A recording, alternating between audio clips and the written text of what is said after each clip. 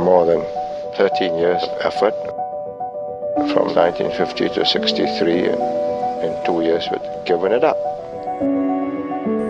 There are a lot of people who had their hopes raised of a different kind of future because of our participation in Malaysia and the kind of Malaysia we were prepared to fight for. The cession of Singapore was well planned by you and Tun Razak. It was not foisted on Singapore. No, it was not.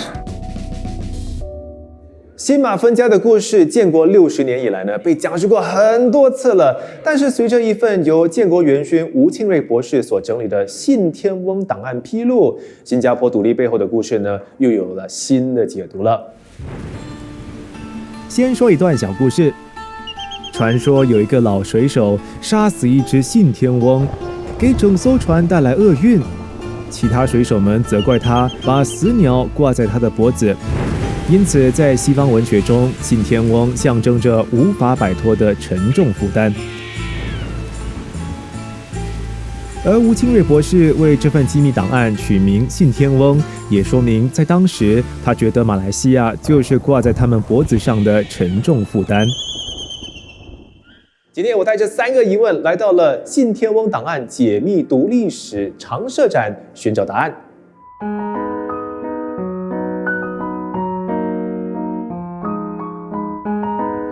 这里是历史见证厅，策展团队呢制作了一部长达20多分钟的影片，结合了档案影像、口述历史还有斑眼片段，重现了新马分家前后的一些关键节点，就像是建国总理李光耀先生在新加坡独立当天记者会时落泪的这个画面，已经成为了我们的集体回忆哦。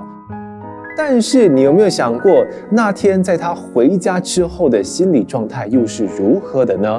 对此，他的夫人柯玉芝女士就这么说 I think where he had the nearest to a nervous breakdown was after it was over, after the press conference, when we came back and slept in this room. Then he was very, very upset.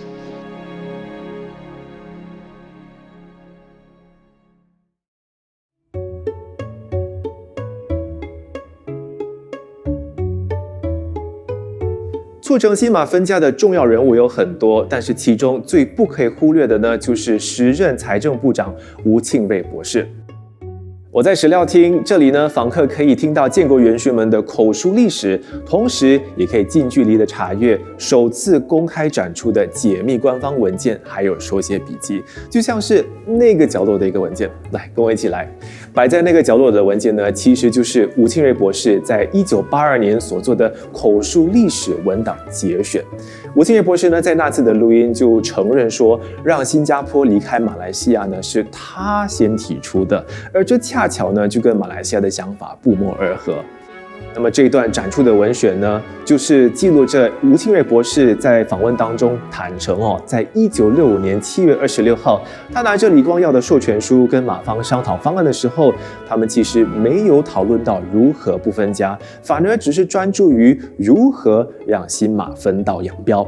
那么对于这一点呢，李光耀只有在1994年才发现，因为当时候他要准备写这个回忆录嘛，所以借调资料的时候才读到这份口述历史，所以那个时候呢，就拿笔在文档上做了一个批注，记下了这历史性的一刻。那么有了这样的一个新的发现，这个新加坡被迫离开马来西亚的说法有了一个新的解读了。或许新马分家呢，应该就是双方在某种程度上正好达成的一个共识。1965年7月20号，离分家还有20天。那么吴庆瑞和时任马来西亚副首相敦拉萨以及内政部长伊斯麦会面，他就在会议纪要里提到说 Our side agreed to secession of Singapore as sovereign independent state, as this appears the only practical way of avoiding impending calamity. But speed is of the essence if scheme is to work.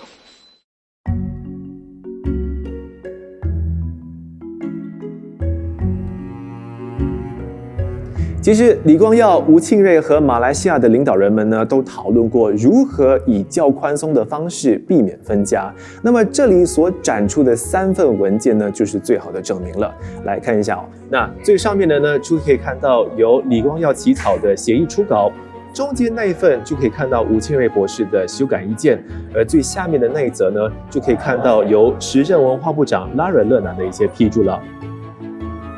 这里是历史脉络厅，访客可以在互动墙上呢，以倒计时的方式回看新马分家之前的重要时间点，还有相关内幕。那在这里呢，有一张首次展出的手写文件，其实呢就可以看得出李光耀先生到了最后一刻是没有放弃寻求分家以外的选择的。1965年8月7号，在新加坡建国元勋们签下分家协议草案之前，李光耀有和时任马来西亚首相东姑阿都拉曼见过面。这里展出的这个手写字条啊，就是他启程赴会之前亲笔写下的一系列讨论事项。开头第一项呢，就是 Is there no other way？ 看得出他还是希望呢，通过开放讨论形式，尝试说服东姑阿都拉曼改变主意的。Now I, Lee Kuan Yew, Prime Minister of Singapore, do hereby proclaim and declare, on behalf of the people and the government of Singapore, that as from today, the 9th day of August, in the year 1965, Singapore shall forever be a sovereign, democratic, independent nation. 我心中的3个疑问在这里得到了解答，但是新加坡独立背后的故事跌宕起伏。如果你还想要知道更多的话呢，赶快来这里感受历史吧。